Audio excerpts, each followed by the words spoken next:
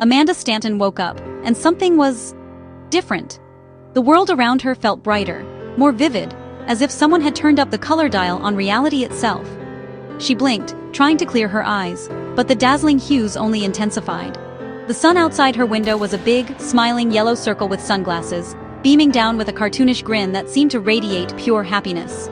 Its rays danced playfully across her room, making everything shimmer. Her alarm clock bounced and sang a cheerful off-key song, its little feet tapping on the nightstand.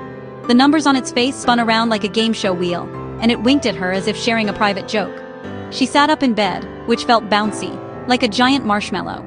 The mattress wobbled beneath her, sending her giggling as she tried to steady herself, half expecting to sink right through the fluffy surface.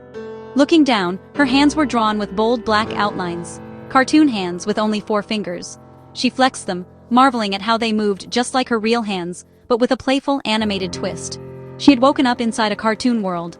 Every object in her room seemed to pulse with energy, as if the walls themselves were alive and humming with possibility. Her lamp had googly eyes that blinked at her, her rug pulsed with swirling color, and her closet giggled when she opened it, the door creaking in a sing-song voice. Animated clothes danced and waved at her, twirling on their hangers as if inviting her to join in their morning routine. Amanda picked a bright pink dress that curtsied as she put it on, the fabric shimmering and swirling around her, as if it had a mind of its own. In the mirror, a cartoon Amanda smiled back, her eyes sparkling with excitement and a hint of mischief. She wiggled her nose and her reflection did the same, both of them giggling. She took a deep breath, feeling a rush of anticipation. "Okay, cartoon world, let's see what you've got," she declared, her voice echoing with newfound confidence. She slid down the staircase-turned slide, landing on a fluffy cushion that bounced her gently back to her feet. The hallway was lined with confetti and balloons, as if celebrating her arrival. The kitchen was alive. A toaster flipped toast high into the air, a coffee pot danced a little jig on the counter, and the refrigerator hummed a cheerful tune. It was chaotic, bizarre, and absolutely fun. Every moment felt like a new adventure, with surprises waiting around every corner. Amanda laughed. This was a morning she'd never forget. In this Technicolor world, anything seemed possible, and she was ready for whatever came next. Amanda opened her front door and stepped into the bustling, zany metropolis of Toon Town. Buildings twisted and swirled in every color. Cars shaped like shoes and teapots zoomed by, honking with silly sounds. A tall, lanky rabbit in a blue vest bounced up. "Welcome to Toon Town, I'm Bouncy Benny." Before Amanda could reply, a bluebird mail carrier delivered a wiggling envelope to Benny. Benny insisted on giving Amanda a grand tour, introducing her to soda geysers, joke-telling sandwiches, and a cast of quirky characters. Amanda started to feel less like a lost visitor, and more like part of this wonderfully weird community. Suddenly a siren wailed, a kazoo playing a sad, almost comical song that echoed through the city streets. The sound was both alarming and oddly whimsical, drawing everyone's attention. People stopped in their tracks, looking around in confusion as the melody floated through the air, signaling that something unusual was happening in Toontown. Without warning, Toontown's bright, cheerful colors began to fade away, draining from every corner and turning everything dull and gray. The once vibrant streets, filled with laughter and life, now looked washed out and lifeless. Even the flowers and balloons seemed to lose their sparkle, as if a shadow had swept over the entire town. Bouncy Benny's ears drooped low, his usual energy replaced by worry. "It's happening again," he exclaimed, his voice trembling. Around him, children and animals looked on in disbelief, their faces mirroring the sadness that now hung in the air. Just then, Professor Quirk, a wise old owl with feathers flecked in silver, swooped in from above. "It's the chroma thief," he declared urgently. "The colors being drained away, stolen, and sent to the Grayscale Grotto. We must act quickly before it's too late." Panic spread through the Toons. Nothing they tried could bring the color back. Some wept, others hugged their friends, and a heavy silence settled over the crowd. But Amanda, seeing her friend's sadness and fear, felt a spark of determination ignite within her. She knew she couldn't just stand by and watch. "Panicking won't help us," Amanda said firmly, stepping forward. "We need a plan. Professor, you said the color's going to the Grayscale Grotto?" The Toons nodded, hope flickering in their eyes as they looked to Amanda for guidance. "Then that's where we're going," Amanda declared. "We have to face the chroma thief and save Toontown." Her words filled the crowd with courage.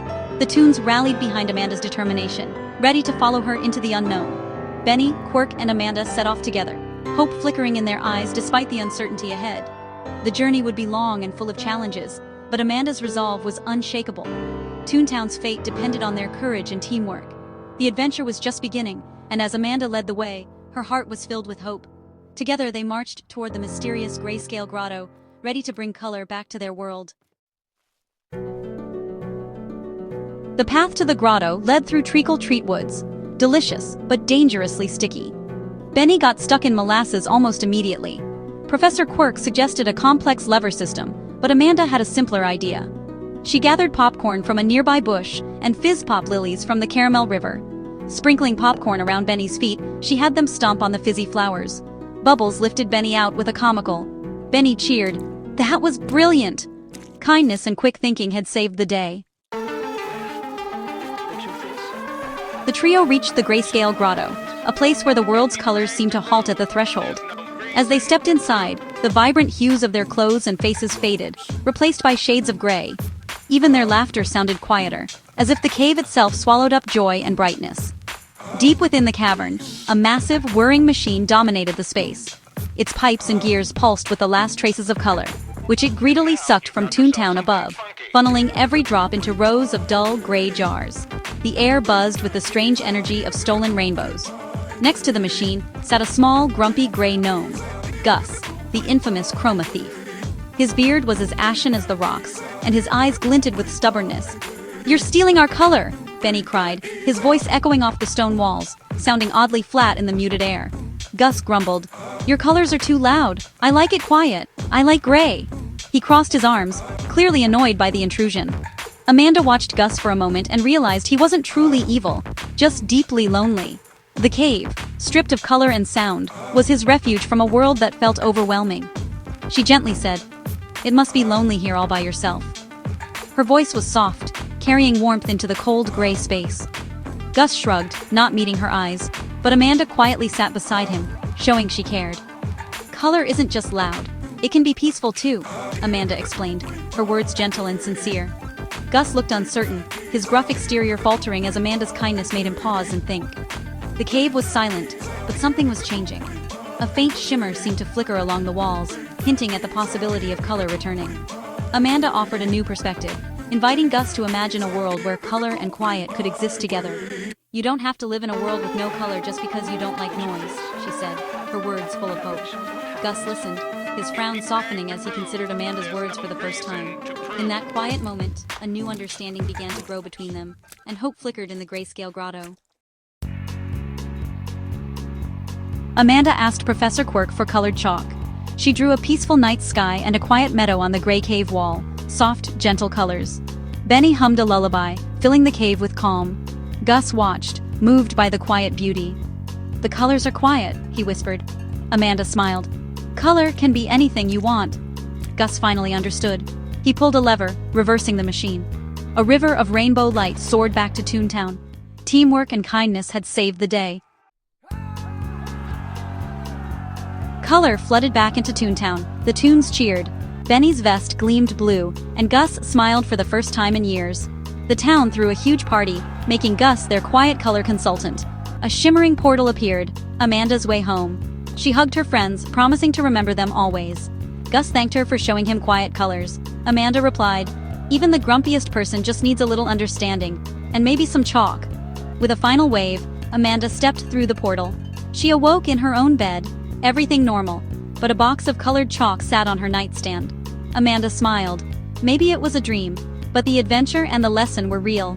Kindness, she realized, is the most powerful tool of all, and sometimes, a little color can change everything.